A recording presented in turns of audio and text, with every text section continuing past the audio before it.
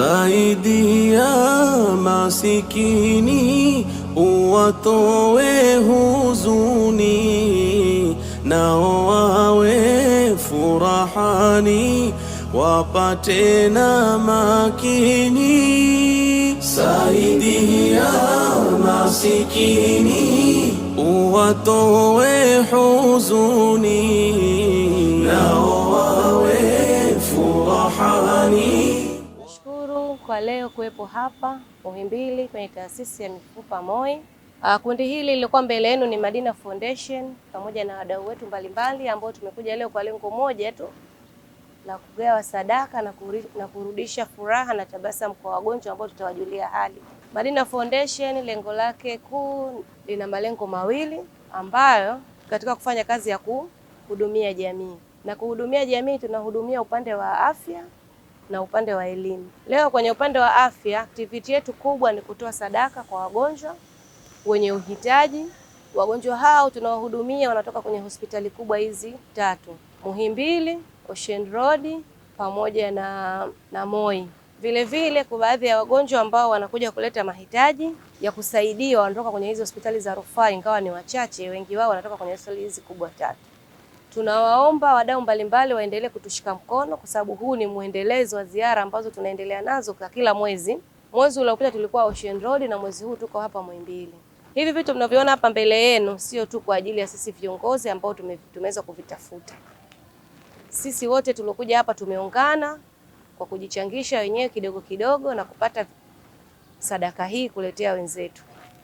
Vile vile taasisi yetu inahusika na kulipa bili za wagonjwa kama vipimo, vifaa tiba pamoja na gharama za matibabu ambazo mgonjwa huyo atanufaika pale ambapo atafika ustawi wa jamii, ofisi za ustawi wa jamii na kumweza kuevaluate kwamba ni mhitaji, then sisi tunaweza kumhudumia.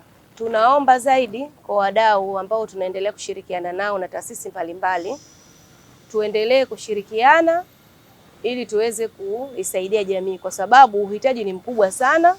Hichi tunachokifanya hapa ni kitu kidogo, bado uhitaji ni mkubwa. Kadri siku tunavyokwenda wahitaji wanaongezeka, lakini sisi hapa tunatakiwa tuwezidi kuongeza nguvu kwa kuweza kuwashirikisha wenzetu ambao hawaitambui nini Madina Foundation inafanya kazi zipi.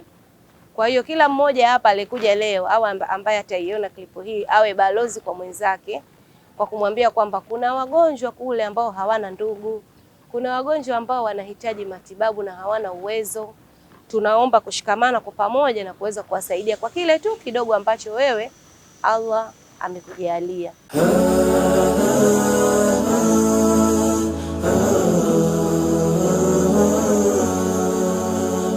Jitole kutenda yalo mazuri, naye takupenda Mola Qahari, atakulinda na yalo na shari, haya kufiki ila yenye kheri, haya kufiki ila yenye kheri. Jitole kutenda yalo mazuri.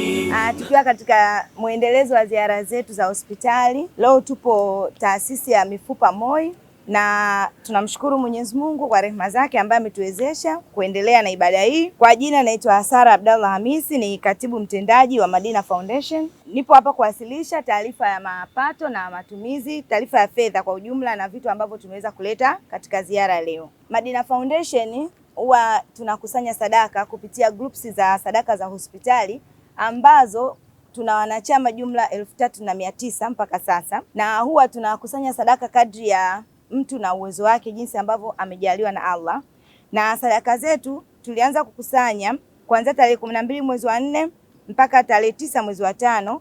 Tumeweza kukusanya kiasi cha shilingi milioni 19,605,388. Pesa hizi ambazo tumekusanya zinatumika kwa ajili ya kuwalipia bili wagonjwa ambao wanashindwa kumudu gharama za matibabu. Kwa mwezi huu tumeweza kuhudumia wagonjwa 132 na gharama iliyotumika kwa ajili ya kuhudumia wagonjwa kuwalipia bili ni milioni 12,606,244. Lakini pia Madina Foundation ina tulikusanya sadaka kwa ajili ya kuweza kujenga Madina Waqf House, ambapo kwa uwezo wa Mwenyezi Mungu ametuwezesha, tuliweza kupata shilingi milioni 100 na tumeshaweza kununua maeneo Kigamboni, na sasa hatua inayofuata ni kwa ajili ya kukusanya pesa kwa ajili ya ujenzi, ambapo mpaka sasa katika akaunti tuna shilingi milioni 8 kwa ajili ya ujenzi. Kwa hiyo tunaomba tuendelee, wadau wote wa Madina Foundation, kushirikiana na Madina kwa ajili ya kuhakikisha tunatoa sadaka zetu kwa ajili ya kupatikana ujenzi wa nyumba hii inshallah. Lakini pia kwa huwa tuna ziara, kama leo tupo hapa Moi na tumekuja na mahitaji haya, mahitaji ambayo yapo hapa ya wagonjwa, yapo ambao tunapeleka kwa wagonjwa moja kwa moja na yapo ambao tunapeleka jikoni ili waweze kupikiwa wagonjwa wote walioko hospitali ya Muhimbili. Kwa vitu ambavyo leo tumeweza kuleta, tumeleta sukari kilo 50 yenye thamani shilingi 130. Tumeleta sabuni za kufuria viroba 6 yenye thamani shilingi 192. Tumeleta Pampers kwa ajili ya watoto yenye thamani shilingi 250. Sabuni za kuogea yenye thamani shilingi 170. Maji katoni 30 yenye thamani shilingi 1,500. Unga wa sembe viroba 10 vyenye thamani shilingi 330. Tumeleta mafuta ya kupakaa katoni 15 thamani shilingi 270. Hivi vitu vyote ambavyo viko hapa gharama yake ni shilingi milioni 1,447,000. Tunapenda kutoa shukrani za dhati kwa wanamadina wote, wadau wote na taasisi mbalimbali ambazo zinaungana na Madina Foundation katika kuhakikisha tunafanikisha kuwalipia wagonjwa matibabu, lakini pia kuhakikisha tunakuja katika hizi ziara. Hapa tulipo watu tumetoka sehemu mbalimbali, lakini kwa uwezo wa Mwenyezi Mungu ametuwezesha tumekuja kwa ajili ya kuja kuwaona wenzetu ambao ni wagonjwa, lakini pia kuwaombea dua na kuwapa maneno ya faraja. Tunawashukuru sana viongozi wa Moi, kuanzia mkurugenzi mtendaji na viongozi wake wote na maafisa ustawi ambao tuko nao hapa, tunashirikiana nao katika zoezi hili.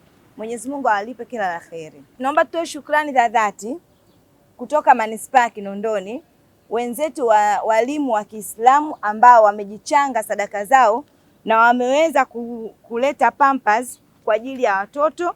Tunamshukuru sana, tunawashukuru sana wenzetu hawa ambao wameungana na sisi Madina Foundation, na tunaomba tuendelee kushirikiana na taasisi zingine mbalimbali kwa ajili ya kuongeza nguvu na kufanya jambo lenye tija inshallah. Shukrani. Assalamu alaikum warahmatullahi wabarakatuh.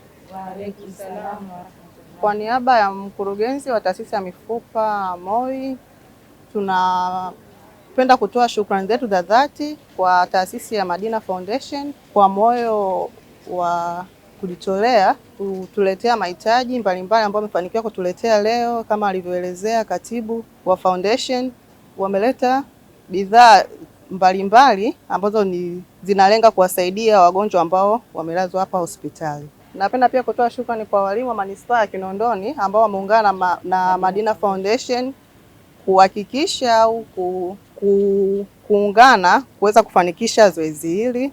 Lakini pia ningependa nitoe rai kwa foundation tofauti tofauti kuendelea kutoa huduma katika wagonjwa ambao wapo hapa Moi. Lakini pia ningependa kuasisitiza taasisi mbalimbali ikiwemo Madina Foundation kutusaidia kuwalipia bili za hospitali au gharama za matibabu kwa wagonjwa ambao wamelazwa katika taasisi ya Moi. Kama mnavyojua, taasisi yetu inahudumia zaidi wagonjwa wanaopata ajali. Ajali mara nyingi ni dharura. Inatokea mtu ameamka asubuhi, anaenda kwenye mihangaiko yake ya kawaida, anakutana na ajali. Kwa hiyo ni wagonjwa ambao wanahitaji zaidi kusaidiwa, kwa sababu mara nyingi zinawakuta watu ambao ni dharura. Yaani nikisema dharura ni ile swala ambalo linakuwa na haraka zaidi. Kwa hiyo tunashukuru, muendelee na moyo huo huo. Sisi Waislamu tunasema kuumwa ni ibada, lakini pia kutoa pia ni ibada. Kwa hiyo tunawashukuru, Mwenyezi Mungu awaongezee pale ambapo mmetoa. Amen. Awali ya yote ni kumshukuru ya Allah Subhanahu wa Ta'ala ambaye kwa uweza wake na nguvu zake ametuwezesha tena kuturuzuku uhai kuweza kukutana kwa mara hapa katika shughuli ambazo nyinyi mnazifanya katika masuala ya khairati mbalimbali. Lakini pia ni wapongeze katika jambo hili kwa sababu hili ni jambo la kiibada ambalo ibada yoyote ina sharti zake za kukubaliwa ibada hiyo. Miongoni mwa sharti za kukubaliwa ibada kwanza ni nia, dhamira ile ambayo unaikusudia kulifanya hilo jambo la kheri. Lakini miongoni mwa sharti ya pili ni ikhlasi. Unafanya jambo kwa ajili ya nani? Unafanya kwa ajili ya Allah subhanahu wa ta'ala, na ndiyo maana tukasema ni ibada. Ile ambayo itafanywa kwa ajili ya kuonwa mtu au wakuone unafanya, haitokuwa ibada na haitokuwa na malipo. Malipo yake unaweza ukapata duniani, lakini akhira kwa Allah huwezi kupata. Lakini sharti ya tatu, muthabaa. Unafanya ibada kwa kumfuata nani? Lazima mtume au ameelekeza, Allah subhanahu wa ta'ala amezungumza. Na bila shaka ninyi mmemfuata mtume katika ibada hii, kwa sababu Mtume Muhammad sallallahu alaihi wasallam alisema, man la yarham la yurham. Siku zote mtu ambaye hana mazingira, hana desturi, hana tabia ya kuwahurumia wenzi wake, Allah subhanahu wa ta'ala hawezi kumhurumia. Nini maana yake? Maana yake, kama usipoweza kumhurumia mwenzako juu ya shida iliyompata, iko siku Allah naye utapata na shida kama hiyo, alafu ataondosha huruma katika nyoyo za waja wake kukuonea huruma wewe. Na ndio maana Daktari Khalid bin Uthmani alisema, man la yarhamu nasa la yarhamuhu Allah. Siku zote ambaye hawezi kuwahurumia watu, Allah subhanahu wa ta'ala ataondosha huruma katika nyoyo za waja kumhurumia yeye, kwa sababu innamal jazaa'u min jinsi al-amal. Malipo yanakuja kulingana na wewe ulivyotenda. Kama tadinu tudanu. Ukiwa wewe una kawaida ya kuwadhalilisha wenzako, una roho mbaya kuwasaidia wenzako, kuwahurumia wenzako, na Allah subhanahu wa ta'ala atakulipa kwa namna hiyo hiyo. Lakini vile mtume akasema, arrahimuna yarhamuhum man fi sama. Wale wanaohurumiana, Allah subhanahu wa ta'ala atawahurumia yule aliye mbinguni. Irhamu man fil ardi yarhamukum man fi sama. Wahurumieni walio katika ardhi, Allah subhanahu wa ta'ala atahurumia. Na ndio maana mtaona katika moja ya kujua nini ambacho Allah subhanahu wa ta'ala amewapa, mkaona mkaielekeza neema hiyo kwa ndugu zenu katika imani ambao wenye uhitaji mbalimbali, bila ya kuchagua rangi, bila ya kuchagua kabila, bila ya kuchagua dini, kwa sababu huruma inakuja kwa yeyote yule. Na ndio maana mpo hapa kwa ajili ya kutekeleza jambo hilo. Kwa maneno ni mengi sana ya kuzungumza kwenye jambo kama hili, lakini Allah subhanahu wa ta'ala kwa ikhtisari awalipe kwa hii kazi mnayoifanya, kwa sababu ninyi mmeonesha dhamira ya wazi. Allah ajalie mshikamano, upendo, huruma hii endelee, na jambo hili mlolianzisha inshallah khairi, alijalie baraka lenye kudumu milele na milele kwa vizazi kwa vizazi. Bismillahirrahmanirrahim. Alhamdulillahi rabbil alamin. Wassalatu wassalamu ala rasulillah Muhammad bin Abdullah wa ala alihi wa sahbihi ajma'in.